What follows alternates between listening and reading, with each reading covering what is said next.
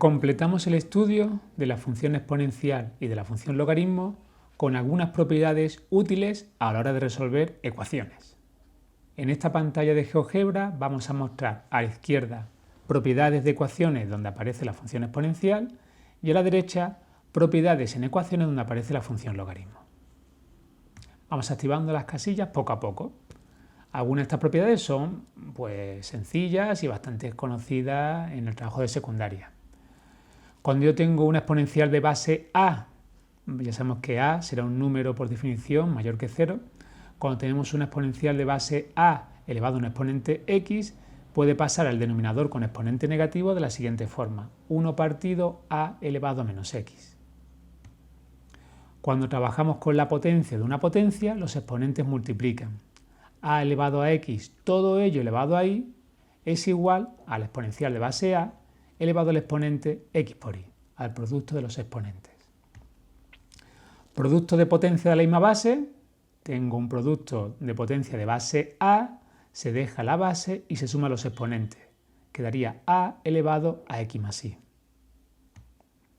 Cociente de potencia de la misma base, pues se deja la base común, que en este caso sería a, y se restan los exponentes, de forma que el exponente del numerador se le resta el exponente del denominador y quedaría a elevado a x menos y. Si a es igual al número e, el número e es un número irracional con infinitos decimales, pues al igual que el número pi, que es bastante conocido por todos, pues el número e se aproxima al valor 2,71, pero repito, tiene infinitos decimales, sin ningún patrón fijo, se suele representar con esta expresión 2,71 y con la letra e. Pues hablaremos de la función exponencial por antonomasia, que es la función exponencial de base e o de base natural.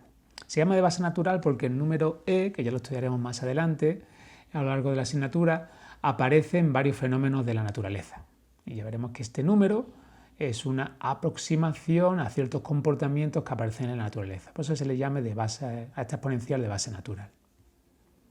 Y una propiedad última muy sencilla, que cualquier número elevado a 0 es igual a 1. 7 elevado a 0 es igual a 1, 1 elevado a 0 es igual a 1, el número e elevado a 0 es igual a 1. Las propiedades para ecuaciones exponenciales creo que son sencillas. La del logaritmo, la más complicada de entender es la primera, porque nos cuesta entender el significado del logaritmo, por eso pongo aquí la definición. Tenemos un logaritmo de base b, la letra b representa la base del logaritmo y ese logaritmo se aplica a un valor x. Pues esta expresión, que es una función, y esa función da un valor y, ¿vale? Da igual que ponga y o f de x, podemos entenderla de la siguiente manera. Si yo cojo la base b y esa base la elevo al exponente y, b elevado a y es igual a x. Estas dos expresiones son totalmente análogas, totalmente semejantes. Lo mismo es decir que el logaritmo de x en base b es igual a y, a expresar que la exponencial de base e elevado a y es igual a x. Estas dos expresiones son idénticas. Definición de la expresión logaritmo. Como ya vimos en el vídeo anterior que el logaritmo y exponencial son funciones inversas, y si recordáis vimos su simetría respecto a la recta y igual a x, en ecuaciones cumplen la siguiente expresión. Y es que el logaritmo y exponencial cancelan. ¿Qué significa que cancelan? Pues al igual que x al cuadrado cancela con la raíz cuadrada, pues el logaritmo va a cancelar con su exponencial. Logaritmo en base b aplicado a una exponencial de base b elevado a x, logaritmo y exponencial se van y quedaría x. b elevado a logaritmo en base b de x, la exponencial cancela con el logaritmo y nuevamente quedaría x. Repito, esto es una consecuencia directa de la simetría de ambas funciones a representarlas gráficamente. Son funciones inversas, al igual que x al cuadrado, cuando le aplico raíz de x queda x, o cuando sobre la raíz aplico el cuadrado cancela con la raíz y queda el argumento de la raíz, que en este caso sería x. Pues bien, a partir de ahora que no se nos olvide que el logaritmo exponencial son funciones inversas y al aplicarse de manera continua cancelan. Logaritmo con exponencial queda el argumento, que es x, exponencial con logaritmo queda el argumento, que es x. Logaritmo del producto. Logaritmo en base b de x por y se rompe. Logaritmo de x más logaritmo de y. Ojo, logaritmo del producto es la suma de logaritmos, no al revés. Es un error muy típico decir que el logaritmo de la suma se puede romper en el producto de logaritmos. No. El logaritmo del producto, dentro del logaritmo hay un producto, se expresa, se rompe como la suma de dos logaritmos distintos. Una cosa muy parecida ocurre con el logaritmo del cociente, donde tenemos el logaritmo en base b de una división, x partido y, y se rompe de la siguiente forma.